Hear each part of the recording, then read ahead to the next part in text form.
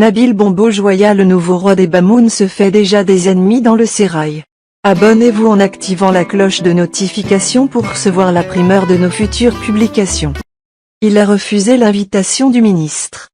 Le roi était préparé pendant 17 années.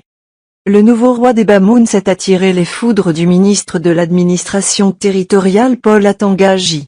Selon plusieurs sources, le roi a snobé le ministre qui l'aurait attendu pendant plusieurs heures à Yaoundé ce jeudi. En effet, Atangaji espérait être la première personnalité à recevoir Nabil. Il a ainsi envoyé des invitations à un grand nombre de journalistes pour couvrir l'événement de la semaine. Contre toute attente, le roi n'a pas fait le déplacement. Les journalistes lassés d'attendre ont finalement été priés de rentrer chez eux.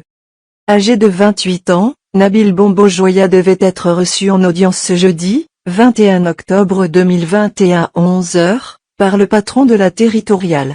Mais alors que les journalistes qui ont reçu une demande de couverture médiatique pour cet événement étaient déjà en place, et que des heures s'écoulaient, ils se sont vus signifier par le patron des lieux, que l'audience n'aurait plus lieu. La désignation de Nabil comme nouveau roi des Bamoun n'était pas une improvisation.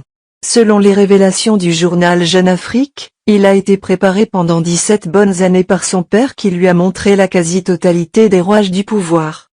Désigné successeur par son père Ibrahim Bombo Joya en 2004, Nabil Bombo Joya a été initié dès sa plus tendre enfance aux rites et coutumes du royaume Bamoun. Sa jeunesse sera cependant partagée entre la ville de Foumban, dans l'ouest, et la capitale Yaoundé, où il a été scolarisé chez les pères catholiques du collège Foucht.